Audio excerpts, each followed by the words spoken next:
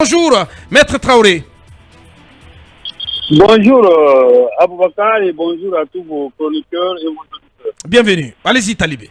Alors, Maître, la grande interrogation ce matin porte sur une question à deux variantes. Est-ce que vos clients seront là à cette audience et comment vont-ils y arriver au regard de la menace qui pèse de les faire venir au procès de force? D'accord, merci beaucoup M. Talibé. Alors, je vous informe déjà que nos clients comparaîtront à l'audience de ce matin devant la chambre de jugement de la Cour de répression des infractions économiques et financières. Ils ne comparaîtront pas de force, ils comparaîtront volontairement. C'est ce que nous avons décidé dans la semaine précédente. Nous avons eu des discussions avec nos clients en tant que professionnels. Nous avons estimé que, pour que nous, avocats, qui les défendons, pour que nous ayons la parole pour présenter effectivement les exceptions préliminaires que nous avons à soulever, il faudrait que nos clients soient effectivement présents dans la salle. Et bien entendu, ils ont accepté de comparaître librement. Donc, il n'y a aucune inquiétude de ce point de vue-là. Ils comparaîtront. Bien. Et nous avons des moyens que nous allons soulever devant la Chambre. Bien, Manuel. Nous, maître, qu'est-ce qui a pesé le plus dans la balance? Est-ce que c'est la peur d'une comparution forcée ou la peur de se voir remplacé par des avocats commis d'office?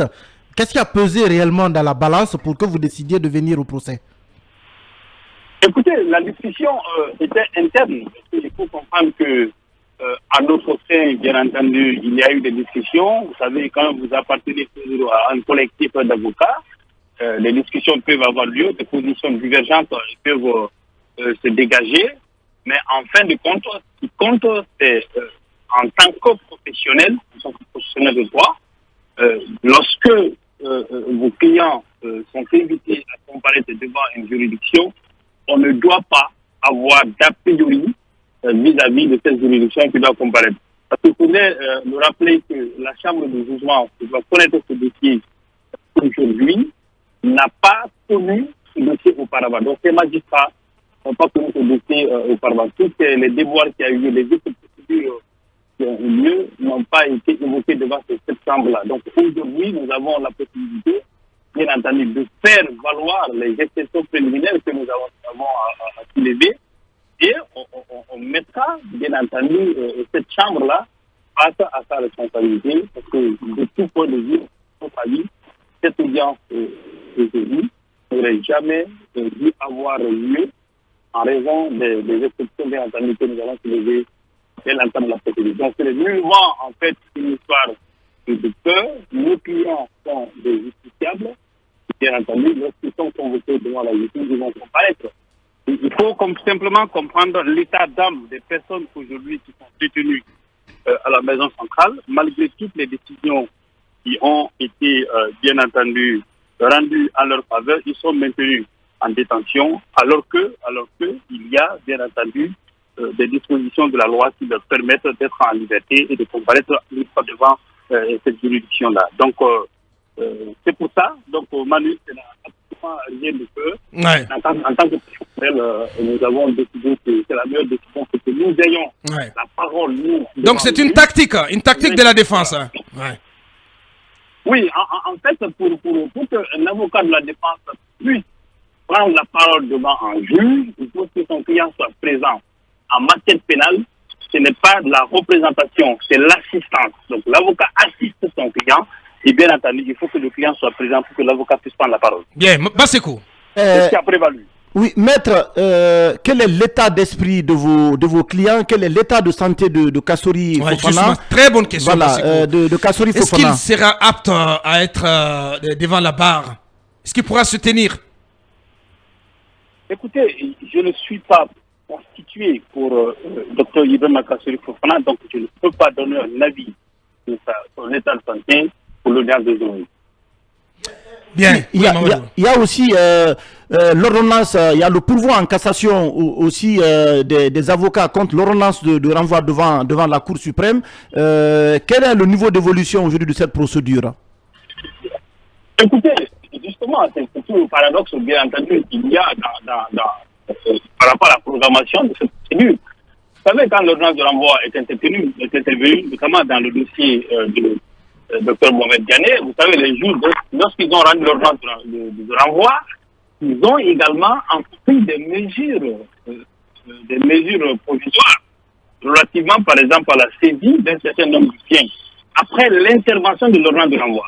Et normalement, lorsqu'un juge d'instruction rend une ordonnance de renvoi, il est désaisi, donc il ne peut plus prendre des mesures concernant cette procédure, notamment des mesures conservatoires. Donc il y a ce grief-là que nous avons relevé contre cette ordonnance-là, c'est que parce que nous avons effectivement fait appel, et bien entendu, puisque l'appel est suspensif, ça veut dire que la juridiction du jugement, effectivement, ne peut pas s'appuyer, parce que l'acte qui est saisi est frappé de recours qui est suspensif.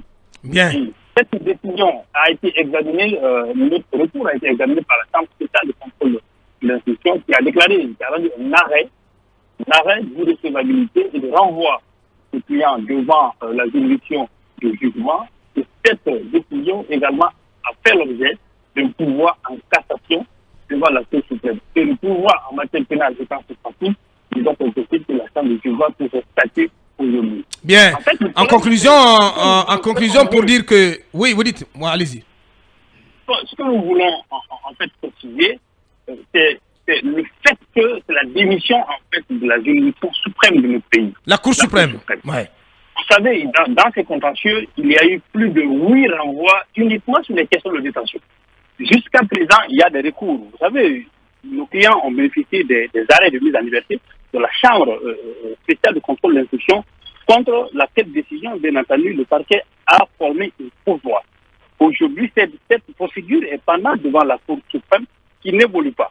Alors, bien entendu, puisque la Cour suprême est saisie aussi de l'arrêt de renvoi, nous pensons qu'elle doit se prononcer effectivement sur toutes ces procédures-là. Ce qui maintient nos clients en prison, c'est l'effet suspensif du pourvoi formé par le procureur spécial devant la Cour suprême. Bien. Et bien entendu, ce fait suspensif devrait concerner également l'arrêt de renvoi pour l'exécution duquel aujourd'hui nos clients comparaissent devant la juridiction de jugement. Et je pense qu'aujourd'hui le débat va se poser uniquement sur les exceptions préliminaires que nous allons soulever et nos clients ne répondront pas à des questions de fond relativement à leur culpabilité ou pas. Bien. Nous ne sommes pas là pour ça. Nous sommes Bien. là pour discuter des exceptions préliminaires. Bien, Maître Almami Samouri Traoré, voilà, éclairage de ce grand avocat constitué pour défendre Dr Mohamed Diané.